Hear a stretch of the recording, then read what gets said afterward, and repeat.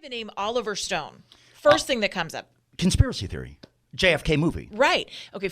He's a film director, right? Yeah. And but I don't even Born think on the 4th of July. That was one of the big ones. And what do you remember around the time that Born on the 4th of July came out, how he was considered to be one of the most liberal people in Hollywood? Certainly was. You remember that? Like everybody, I remember my dad going nuts. Oliver Stone, bleeding heart, liberal, blah, blah, blah. Always upset. Of course, just the content of the Tom Cruise in the film Born on the 4th of July. Yes. It's just the content of the perspective of that film. But do you agree with me that thinking back to the late 80s, early 90s, that Oliver Stone was probably the most liberal guy in Hollywood that we knew of publicly? Well, at the time, he was the poster boy for, quote, liberal Hollywood, close quote. Okay.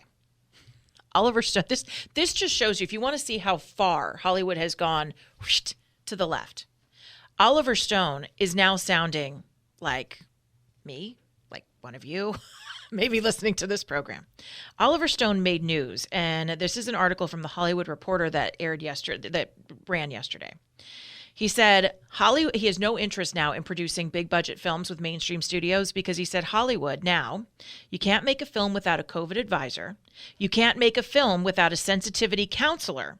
He said he is not a fan of the current state of Hollywood and is in no hurry to work with the studio on a mainstream film, as he says the town has gone mad. He was talking to New York Times Magazine for an interview that was recently published, and he said that modern movie making has become ridiculous. He said it's just so expensive. The marketing, everything has become too fragile, too sensitive. Hollywood now, you can't make a film without a COVID advisor. You can't make a film without a sensitivity counselor.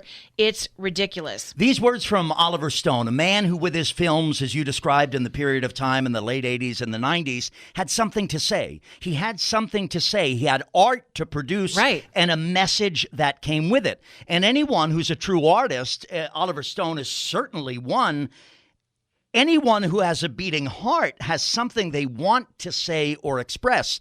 And I think, and you mentioned called me the lovable liberal, right? I do believe it's a true liberal position. I mean, if you're Oliver Stone in 1988 and you're liberal or so-called liberal, whatever that meant then, and we all of our age know what it meant, you wanted to make your case. You wanted to say what you wanted to say. You were celebrating freedom of speech to get your message out. Free of corporate censorship, free of corporate hurdles to jump through. Forget about funding, but for actually the perspective or the content of the expression of the art. It is a liberal position to express in First Amendment spirit what Oliver Stone is saying. And I think this is why, and it's the argument that a lot of people on the right are making, that the left has gone so far left that they're actually dipping their toe into socialism, into communism. Listen to what Oliver Stone had to say. This is, again, someone who is considered very liberal. Avant-garde, if you will. Absolutely. Just about, 20, 30 years ago. Yeah. Now he seems to be the voice of reason in Hollywood, and we'll take your phone calls on this. 855-785-8255, 855-785-8255. He goes on. So he makes those comments about needing the advisors and the sensitivity. He says, quote, the Academy changes its mind every 5-10 to 2 months about what it's trying to keep up with. It's politically correct blank. And it's not a world I'm anxious to run out into. I've never seen it quite mad like this. It's like an Alice in Wonderland tea party.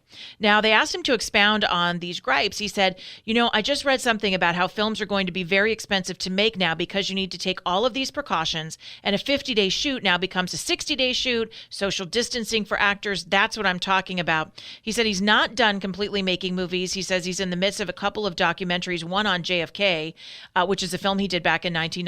Of course, right. And he said there's some new material that people have ignored, and he wants to tell that story. And he's got another one coming out called A Bright Future, which will focus on clean energy. It's interesting, the telling of the story. What Oliver Stone gets to at the end there is more kind of logistics of OSHA and protecting people in this environment. That's a little bit different from his, I think, most important gripe there, which is so-called liberal Hollywood having producers or extending money, by the way, funding projects that are truly artistic and maybe saying something that not everybody is saying.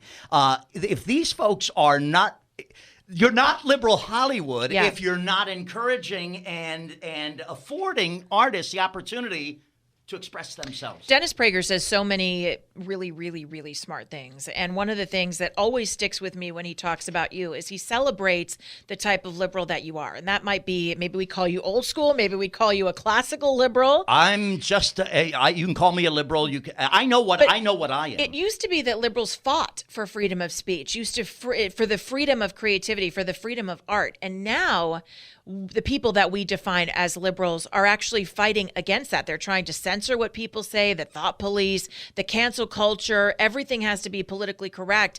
And I think Oliver Stone is absolutely right in calling this out. Unfortunately, I don't think young Hollywood is ready to hear him. I think you're right. And I think that the words we use, our Morning Answer listeners, and the conversations we have about liberal Hollywood, I think it might be dawning on all of us collectively that liberal Hollywood, if you think about what liberals really are and traditionally have been, they are not the corporate monitors of speech that exist in Hollywood today, where you have to jump through a million hurdles to say something a little bit controversial. Right. And we can't say certain things. Yesterday on Fox News, it was Brett Baer, yes, who had on one of the creators of The Office. Yeah, great show. Which was not that long ago. I mean, when did The Office air? 10 years ago. Yeah, right. Very popular. Never watched an episode, I have to admit. But even 10 years ago, the creator of The Office, they were asked about some of the topics that they would tackle, and he said, well, I don't think our show should be canceled. I don't think our show should be called not politically correct, because what would happen is we'd introduce one character who might say something controversial, but then the rest of the Office staff would jump all over that character and try to make it right.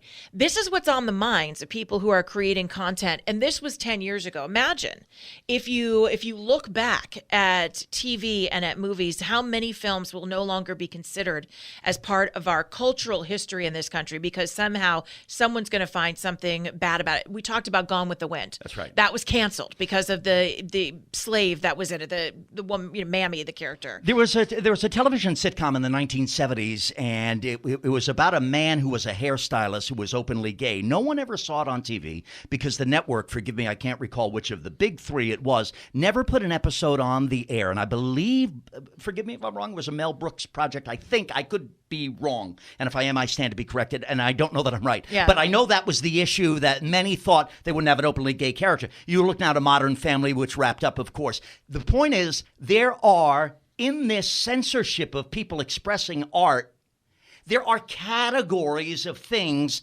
that can be expressed artistically and said, and there are categories that you just can't. And the people who empower themselves to be the arbiters of those categories and define those categories are the most self-important people I think you could ever meet, for they are going to make the rules and boundaries for what can be expressed.